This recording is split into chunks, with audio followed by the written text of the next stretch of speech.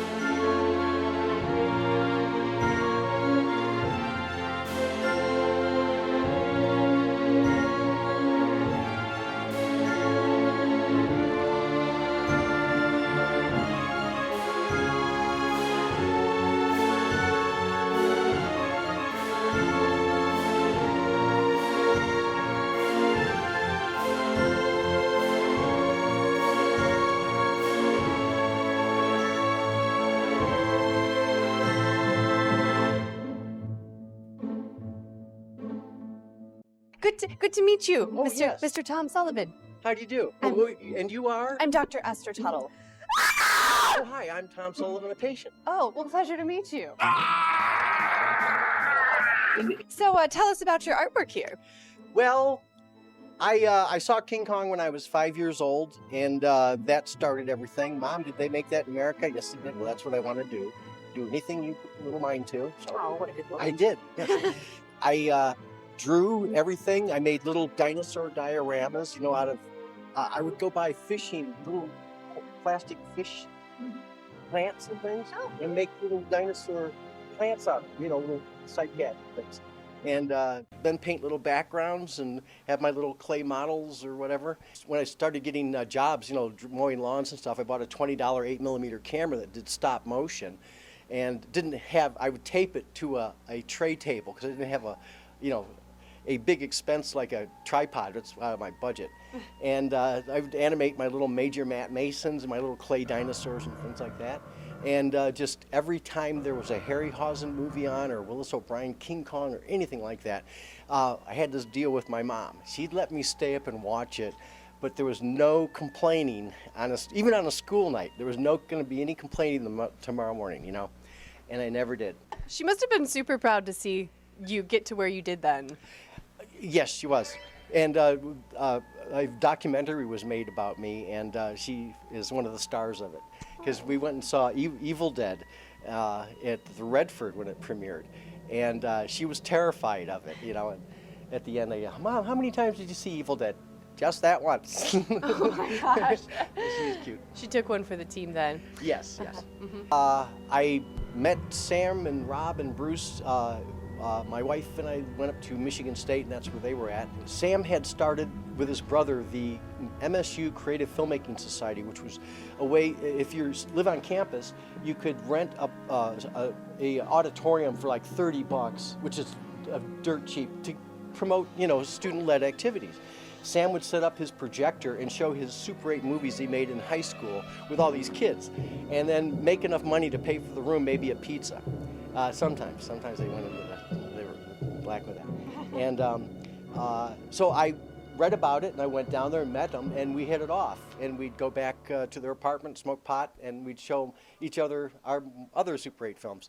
Now, Sam always had like buddies and friends who were other filmmakers and actors, like Bruce and Ellen Sandweiss.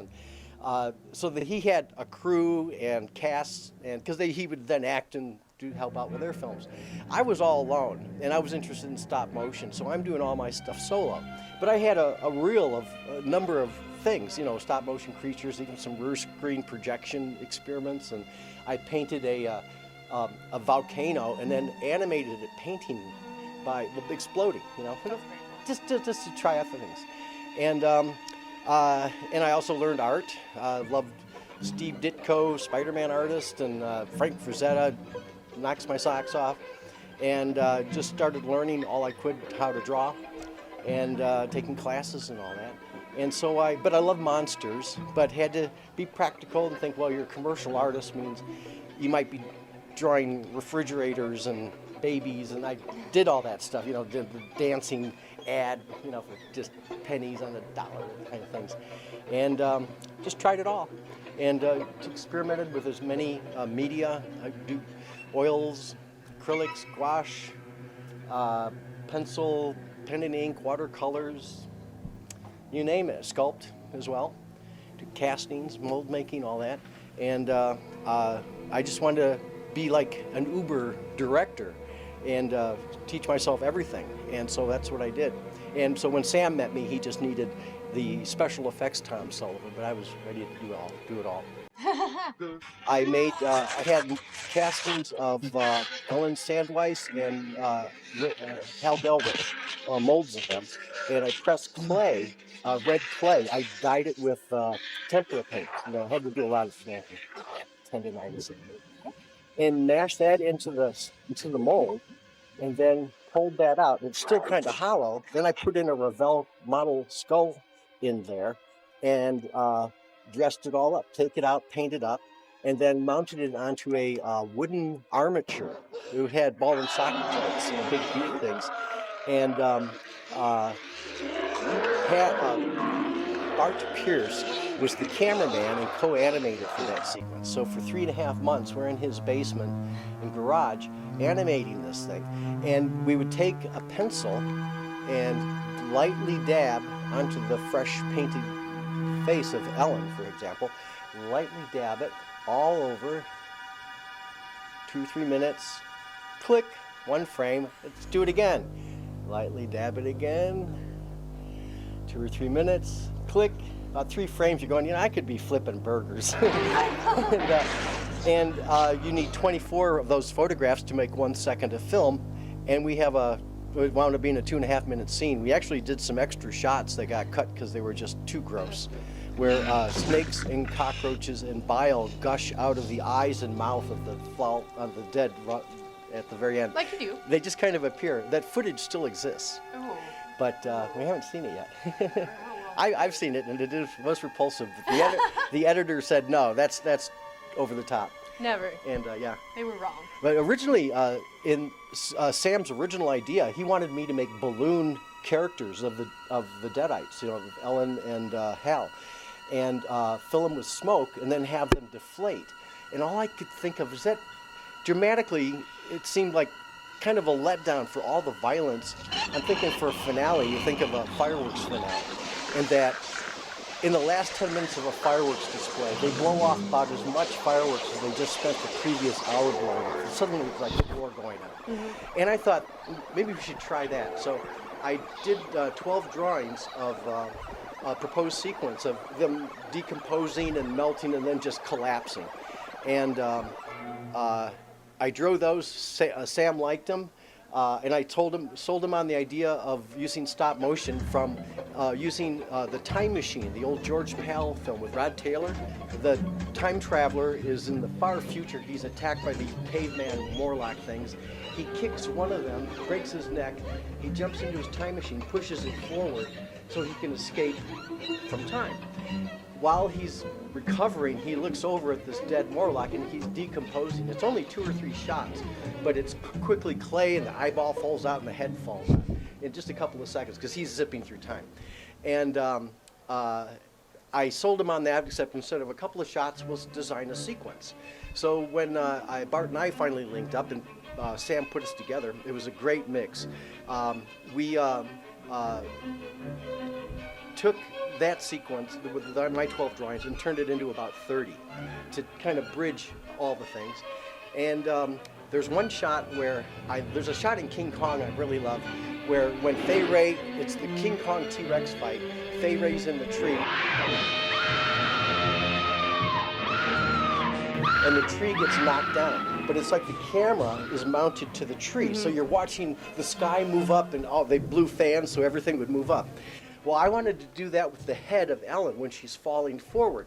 So I built a mannequin of her, and we had it on a lever, and we could crane it. We had it hooked up to a big truck crane, for raising a truck up for changing tires. And so we could just turn a turn and a half or something, and it would move it down a little bit, and then I would animate it, and then again and again. Then Bart had this brilliant idea of when the head hits, do it live action, but have it hit, we'd take our floor section that we'd removed from the stage and turn it upside down. Then put the camera pointing up with a piece of glass over it, and then we would smash the head, which was a Revell skull model kit that I had scored and put together back with clay, and then dog food and fake blood, so that when it hits, it just explodes down. But because it's like exploding up, because we think we're looking up. So it gave it that more, and we wound up looking like you do right now. And we send that off to Sam, and Sam, being the genius filmmaker he is, he gets a close-up of Bruce, and Sam's got this handful of dog food and blood, and he goes, "Hey Bruce, what's that?" And he throws the dog food at him, and that's the reaction you see of Bruce.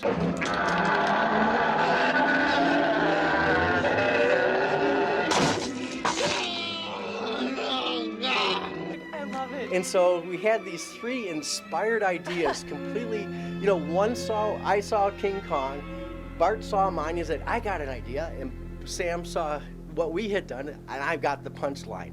And it's brilliant. I mean, what an ending to a film. This is a replica of the Book of the Dead. The original was made out of latex, and it kind of melted 10 years later. But I have a casting of the cover. Legend has it that it was written by the Dark Ones. Necronomicon Ex Mortis. Roughly translated, Book of the Dead. I illustrated the book. The book binding, the hand stitching is beautiful, is done by the remarkable and talented Pat Reese. I did the illustrations, inked in human blood. Like you do. Exactly. Well, there's so much around.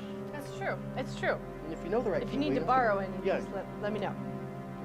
These were influenced by the Da Vinci notebooks. So there's kind of a figure like that with a superbly muscled back, and I just added some wings. There's Sam Raimi, a loving tribute. For a 19-year-old kid, he was a genius. He was the encyclopedia of film technique. I kid you not. He saw films like nobody else did. I mean, it was really cool. And we would go see, we'd take off and watch drive-in movies, Toolbox Murders and other. We thought, the idea was, and I agree with this, you can learn more useful information from watching a bad movie, because you can see, here's what they had, here's what they could have done. And they missed this opportunity. Because Sam's looking for emotional, stuff that appeals to people. Either it's usually kind of funny versions of people. I mean, he loves to torture the audience. That was a big thing in Evil Dead land, is, you want to make them think one thing when the other is true, and the fake scares and the boo scares and all that. Sam didn't need this drawn. He just needed some kind of animal skin with a few letters from an ancient alphabet. And I thought for a Book of Evil, you should look at it and go, I'm not going to even pick that up. And the most disgusting thing I'd heard of at the time was Ilsa Koch, she-devil of the SS. The real one was not a buxom blonde, but a creepy little impish woman, and she had prisoners. Her husband was a concentration camp commander named Koch, related to the Koch brothers, not surprisingly. And she had the prisoners skinned and made curtains, lampshades, and book covers out of their skin. And I thought, well, if you're going to use skin, you don't want to make it look like leather, you need a recognizable feature. And I wasn't going to put a schlong on the cover, although a handle... That would be a real dick move. Yeah. Well, a handle on a book isn't a bad idea. Makes for easy carrying. But not what we were going for. So I had castings of some of the actors' faces, and I'm pretty sure this is Hal Delrich's face that I had just glued onto a piece of corrugated cardboard, instant cover, and then I took store-bought kind of a heavy-duty parchment card and painted those in.